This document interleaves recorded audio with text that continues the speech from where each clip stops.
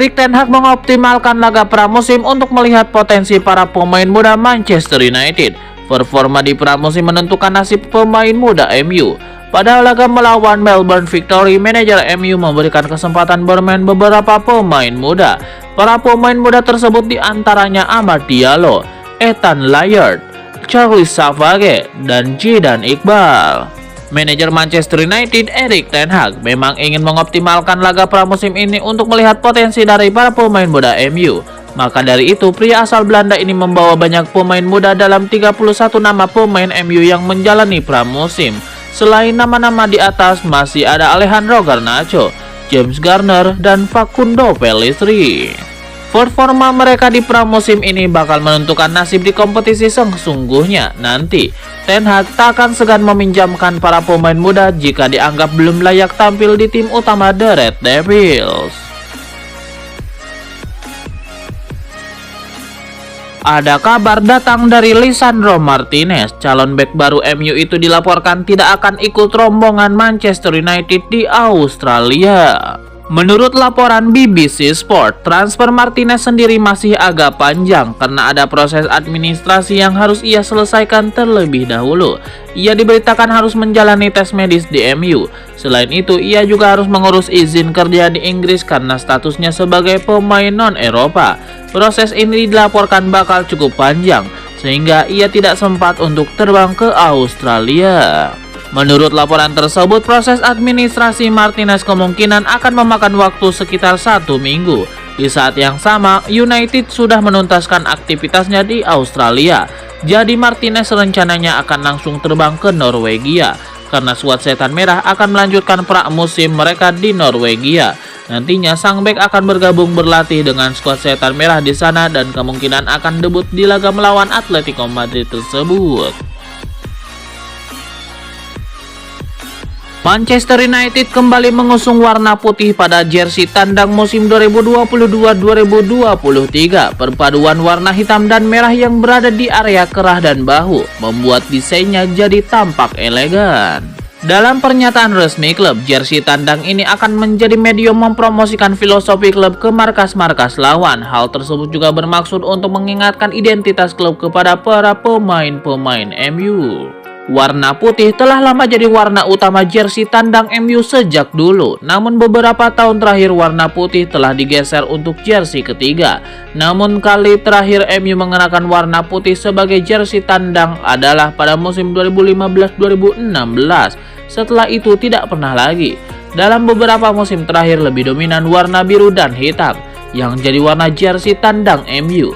Sempat juga warna alternatif seperti pink dan coklat muda. Salah satu detail yang mencolok pada bagian kerah dan garis tipis di bagian bahu bawah. Warna hitam sangat dominan melingkar di area tersebut dengan kombinasi putih dan merah di garisnya. Logo MU juga mirip seperti jersey kandang.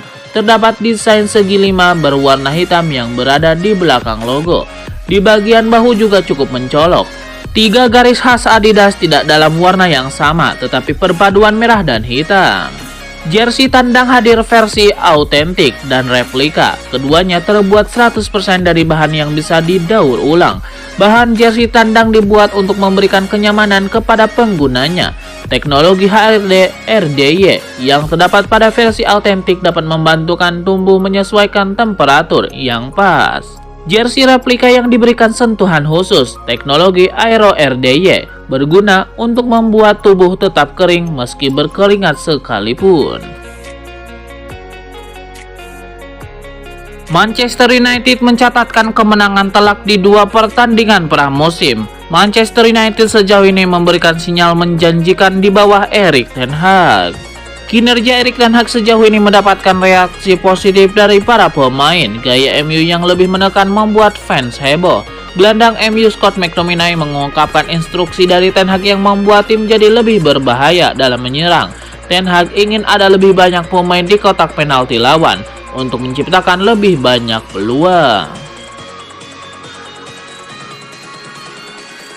Gelandang Manchester United Scott McTominay tidak memungkiri bahwa timnya mendapatkan sesi latihan yang berat bersama Erik ten Hag. Namun sang gelandang optimistis bahwa situasi ini akan memberikan buah yang manis untuk timnya. Scott McTominay menilai bahwa pramusim yang berat ini bakal berdampak bagus bagi United. Ia menilai timnya bakal semakin fit dan siap untuk menjalani musim baru nanti. Lebih lanjut, Scott McTominay mengakui bahwa ia juga sangat antusias dilatih oleh Erik ten Hag. Ia punya firasat bahwa timnya akan mendapatkan banyak hasil bagus bersama sang manajer. Manchester United sudah melakoni 2 laga pramusim bersama Erik ten Hag. Dua-duanya berakhir dengan kemenangan besar. Manajer Manchester United Erik ten Hag mengaku antusias dengan kombinasi Diogo Dalot dan Jadon Sancho di sisi kanan timnya. Ten Hag menyebut bahwa kedua pemain ini bisa menjadi kombinasi yang bagus bagi timnya. Menurut Erik ten Hag, kombinasi Diogo Dalot dan Jadon Sancho benar-benar jadi ancaman bagi Melbourne Victory. Jadi ia merasa puas melihat kontribusi kedua pemain itu. Saya benar-benar puas dengan sisi kanan permainan kami karena kami menciptakan banyak sekali peluang. Mungkin ada 4 atau 5 peluang bagus yang kami ciptakan dari sisi kanan. Kami bermain dengan sangat baik di sisi kanan karena ada koneksi yang baik antara Jadon Sancho dan Diogo Dalot. Namun ada bantuan yang bagus juga dari Bruno Fernandes, Martial, dan McTominay. Lebih lanjut, Erik ten Hag berharap tidak hanya sisi kanan timnya yang tampil apik. Ia ingin sisi kiri timnya bermain dengan sama baiknya agar musim depan mereka bisa lebih berbahaya. Luis Nani masih menjadi bagian Manchester United di akhir masa-masa kejayaan klub. Manchester United kini sudah di tangan manajer baru Erik ten Hag, dan Luis Nani berharap kejayaan Setan Merah kembali seperti sedia kala. Luis Nani membela Manchester United selama lebih kurang 8 tahun mulai dari musim 2007-2008 sampai 2014-2015. Ia sempat merasakan tangan dingin Sir Alex Ferguson dan era baru Manchester United bersama manajer-manajer baru. Pemain yang kini berusia 35 tahun itu sukses besar bersama MU. 8 musim membela Setan Merah, Nani mempersembahkan 12 trofi. Untuk itu, pemain yang kini membela Melbourne Victory tersebut berharap Ten Hag adalah sosok yang dinanti selama ini. Ia berharap banyak pada pelatih asal Belanda tersebut untuk mengembalikan kejayaan Manchester United. Luis Nani antusias menanti musim baru MU bersama Erik ten Hag. Ia berharap penunjukan pelatih berkepala pelontos itu dapat jadi masa depan yang cerah untuk Setan Merah. Dalam laga antara Melbourne Victory versus Manchester United, taktik MU tampak jelas dan meyakinkan.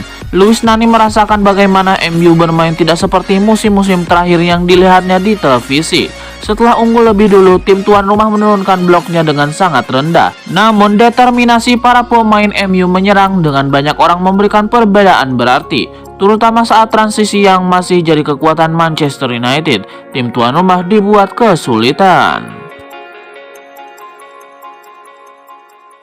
Legenda Manchester United Rio Ferdinand memberikan pujian setinggi langit kepada dua Charlie Savage dan Zidane Iqbal. Ia berharap kedua pemain ini diberi kesempatan untuk menunjukkan talenta mereka di lini tengah Manchester United. Ferdinand menilai mencuatnya Iqbal dan Savage sebenarnya bukan sebuah kejutan, karena ia menilai banyak pemain yang tidak terdeteksi radar mendadak tampil talk chair di pramusim. Charlie Savage bermain dengan baik, begitu juga dengan Zidane Iqbal. Jadi mereka berdua bisa dipertimbangkan oleh tim pelatih, dan situasi ini sering terjadi di pramusim, di mana ada pemain dari antah berantah tiba-tiba tampil dengan baik. Saya jadi ingat kasus Jesse Lingard saat kami masih dilatih David Moyes. Saya ingat Moyes bilang, "Rio, saya tidak menyangka Jesse Lingard sebagus itu." Rio Ferdinand menyebut bahwa para pemain muda ini butuh kesempatan untuk menunjukkan talenta mereka. Jadi ia berharap Erik ten Hag konsisten memberikan mereka kesempatan. Direktur olahraga Bayern Munchen Hasan Salihamidzic lagi-lagi mengeluarkan pernyataan terkait spekulasi transfer Cristiano Ronaldo. Mereka memastikan sang striker tidak masuk dalam daftar belanja mereka di musim panas ini. Kepada Sport One, Hasan Salihamidzic mengungkapkan kekagumannya kepada sosok Cristiano Ronaldo. Ia tidak menampik bahwa sang striker adalah pemain yang luar biasa dan sudah terbukti di setiap klub yang ia bela. Salihamidzic menegaskan bahwa untuk saat ini timnya sama sekali tidak tertarik untuk mendatangkan Cristiano Ronaldo ke Allianz Arena. ia mengaku timnya memang butuh pengganti Lewandowski, namun mereka tidak melihat Ronaldo sebagai pemain itu. Ronaldo sendiri hingga saat ini masih mangkir dari sesi pramusim Manchester United. Ia izin tidak bergabung dengan skuad Setan Merah karena masalah keluarga. Namun hingga saat ini belum ada tanda-tanda ia akan kembali bersama skuad Setan Merah. Klub Premier League Manchester United dilaporkan mulai mencari alternatif lain untuk lini tengah mereka. Setan Merah dilaporkan mulai bergerak untuk mengamankan jasa Ibrahim Sangare dari PSV Eindhoven.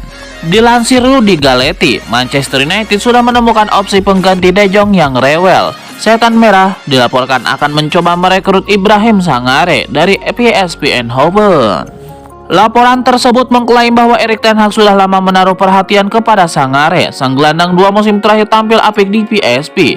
Ia disebut-sebut sebagai salah satu gelandang bertahan terbaik di era divisi. Itulah mengapa ten Hag memutuskan untuk mengangkut pemain timnas Pantai Gading itu untuk menggantikan Frenkie de Jong. Laporan tersebut mengklaim bahwa MU sudah mulai bergerak untuk mendaratkan Sangare. Mereka sudah membuka pembicaraan dengan PSV Eindhoven. Mereka sudah mengutarakan niat untuk memboyong sang gelandang ke Old Trafford. Pembicaraan itu diklaim berjalan dengan sangat lancar, sehingga transfer Sangare bisa terjadi dalam waktu dekat ini. Manchester United dilaporkan tidak perlu keluar uang terlalu banyak untuk mengamankan jasa Sangare di musim panas ini. Sang gelandang dilaporkan mentok akan memakan dana sekitar 40 juta euro, separuh dari harga Frenkie de Jong saat ini.